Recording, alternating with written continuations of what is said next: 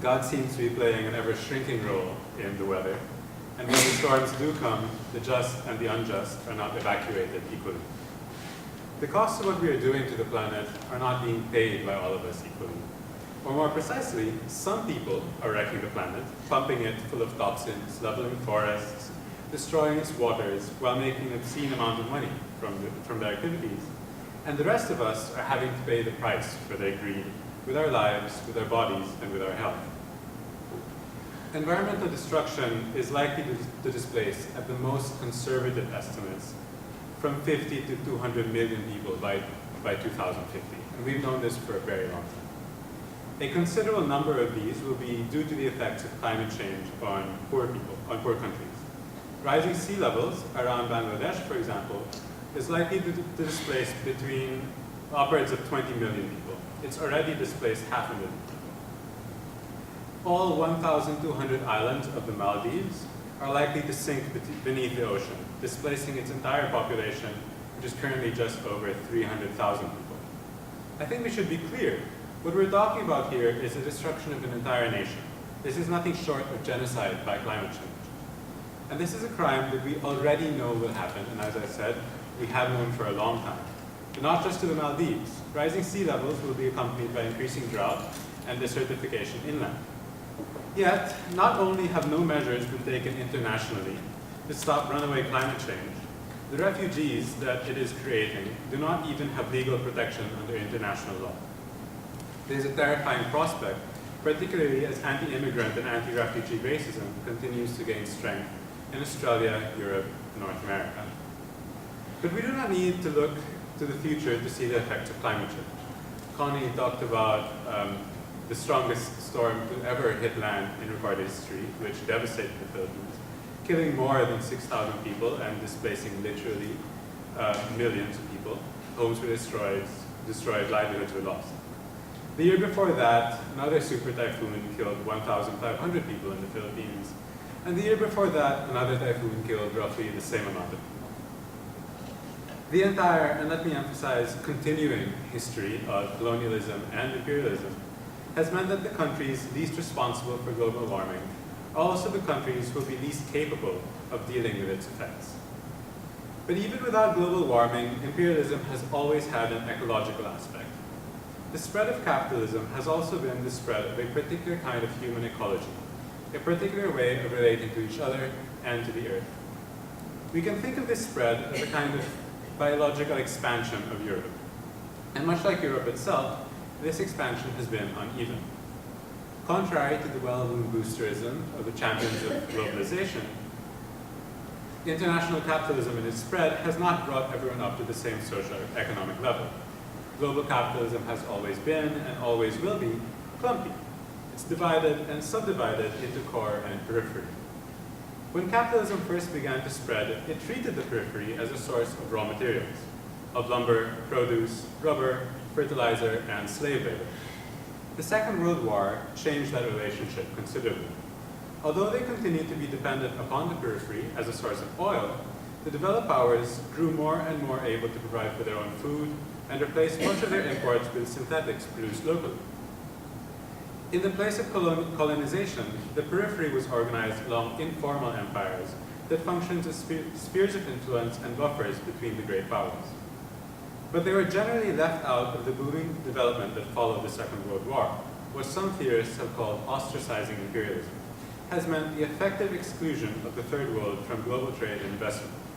It has condemned them to debt-peonage and underdevelopment, a state which, of course, the reign of austerity and neoliberalism has not helped in the least.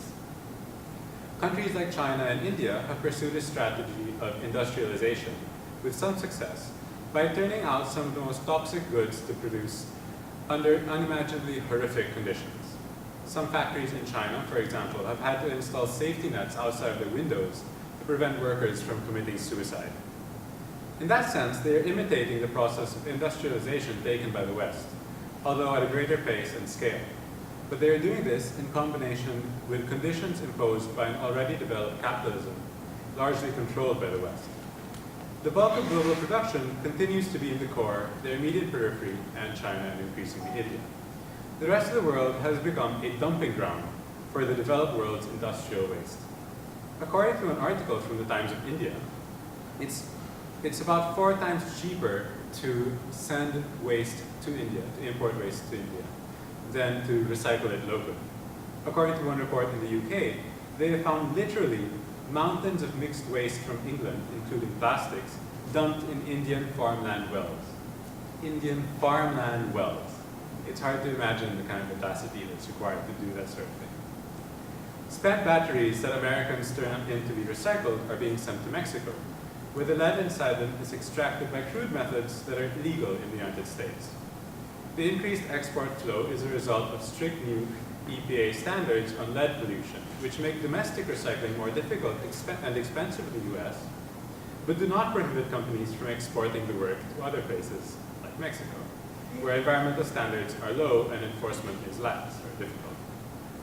According to the New York Times, 20% of spent American vehicle and industrial batteries are now exported to Mexico, up from 6% in 2007, meaning that approximately 20 million batteries will cross the border this year. Most companies that call themselves recyclers of computers and e-waste often do more waste trading than actual waste recycling, either directly or indirectly. Informed industry insiders have indicated that around 80% of what comes through their doors will be exported to Asia, and 90% of that is headed for China. There are deep historical reasons for racism to be structurally built into the ecology of capitalism at the global scale. But it also exists at the national scale and the urban scale. And these different interacting scales repeat the core and periphery relationship at every level. On the national scale, the relationship between race, ecology, and capitalism could hardly be more evident. In Canada, as in most developed nations, the core-periphery relationship can be thought of in terms of city and country. The country is a major site of resource extraction in terms of agriculture, wood, and most especially fossil fuels here in Canada. That service the profits of capitalists, who in turn find most of their final sales in the cities, both Canadian and US, and if they get their way, in Asia. But there are always contending ideas about how to relate to the land that under capitalism becomes the periphery. Canada is a settler colony, and the most important rivals to the ecological organization imposed by the ruling class is that of the First Nations. The struggle for native sovereignty is also a struggle between a sustainable relation to the land, to the water, and the air, and a relationship which sees the country as so much space to build pipelines through or to dump chemical waste in. This struggle has always required the ruling class to try to destroy the indigenous communities who live on the land they want to claim. As the great revolutionary Rosa Luxemburg wrote, since the associations of the natives are the strongest protection for their social organization and for the material basis of existence, capital must begin by planning for the systematic destruction and annihilation of all non-capitalist social units which obstruct its development. Each new colonial expansion is accompanied, as a matter of course, by a relentless battle of capital against the social and economic ties of the natives. Needless to say, this battle has not ended. I will say, though, that in the battle against the pipelines at least, and against fracking, capital may be about to suffer a significant defeat. A good measure of the balance of forces on this is that the Harper government has largely failed to vilify First Nations people in the national consciousness around this issue. And Jesse, the chair, spoke, and Vanessa, of course, spoke earlier about the strengths and weaknesses of what's going on in the campaign, and I'm sure Vanessa will have more to add to this later. But I will return to a pessimistic note. Because even when land has relatively little to offer the capitalists, even when it's not so useful as a pipeline space or a place to extract fossil fuels, capitalism can find ways to shaft you. In almost an exact mirror image of the treatment of the global periphery, the US ruling class pushed the Native Americans to the least desired lands, then later also found that these would be an excellent place to dump nuclear waste. On the urban scale, we see much the same thing. The United Church of Christ prepared what is widely regarded as the most comprehensive report on the correlation of race and pollution in the US. According to them, in the year 2000, neighborhoods with commercial hazardous waste are 56% composed of people of color. In comparison, communities without such facilities are only 30% people of color. In other words, percentages of people of color as a whole are about 1.9 times greater in neighborhoods with waste management facilities. Unsurprisingly, poverty rates in host neighborhoods are 1.5 times greater than those in non-host areas. The mean annual household incomes in host neighborhoods are 15% lower. Nevertheless, it's clear that race is playing a major role here and not just poverty. Not simply because race and poverty are correlated, but also because poor but largely white neighborhoods are not as likely to have these kinds of facilities in their locality. The effect of all this is pretty clear. Adult rates of hospitalization for asthma, acute respiratory infection, and chronic obstructive pulmonary diseases are significantly increased in communities with hazardous waste facilities or fuel power plants, especially when both are present.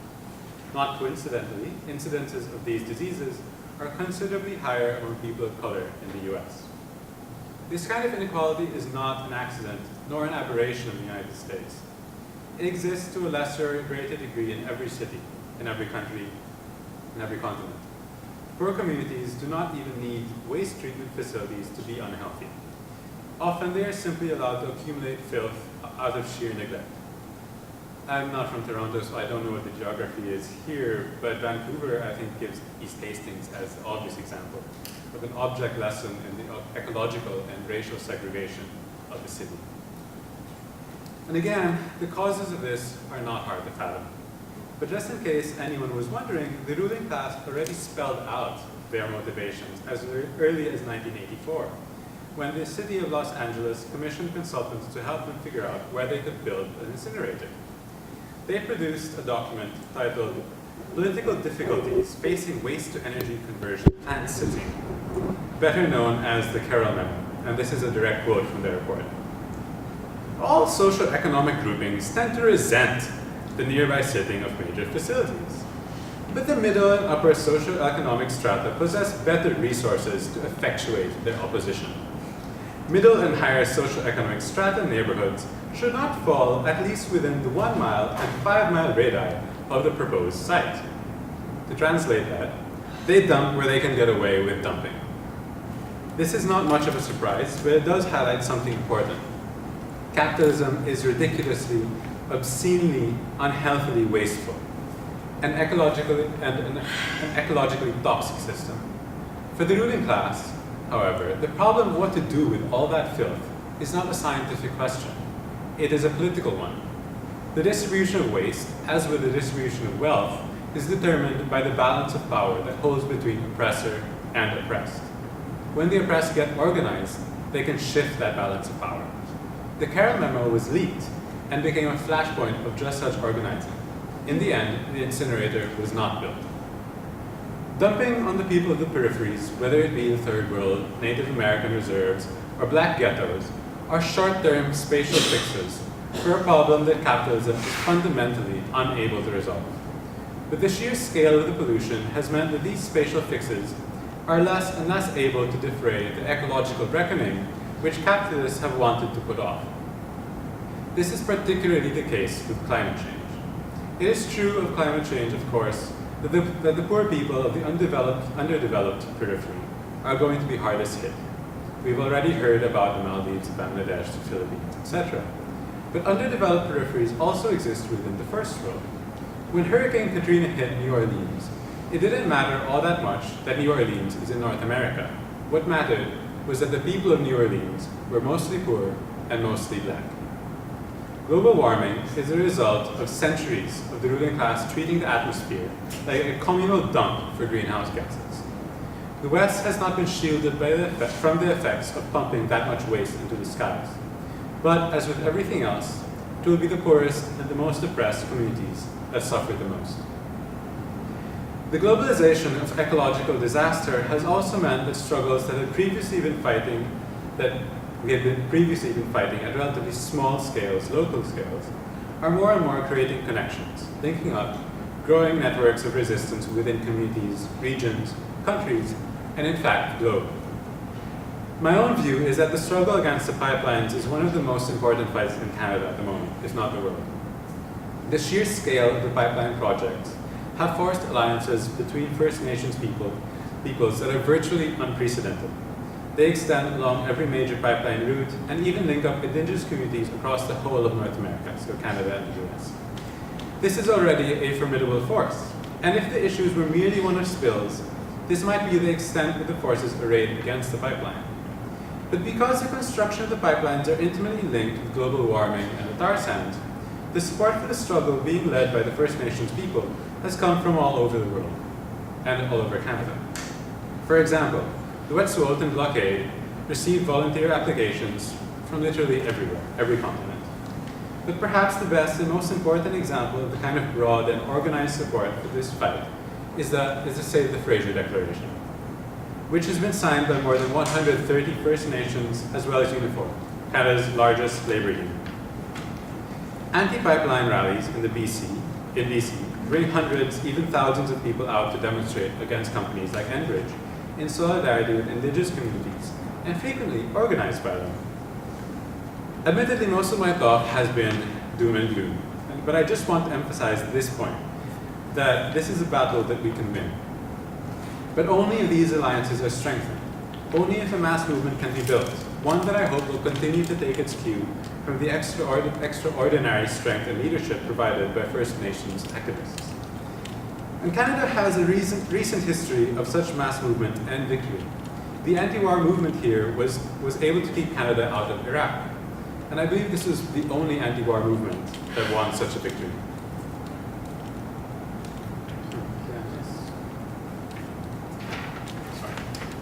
The ruling class doesn't always get their way. Every now and then, when the oppressed and the exploited come together and fight, we score one for our side. The struggle for the environment is basically a struggle for our survival, but it's also directly a struggle for environmental justice. And as I have tried to show, this is a struggle against the ruling capitalist class and their system, that is capitalism. Now, Rosa Luxemburg, who I've already quoted, watching the rise of fascism in Germany, famously claimed that humanity faced a choice, socialism or barbarism. Well, we got it more than half a century of barbarism. Today, the choice has changed. Today, the choice is socialism or extinction.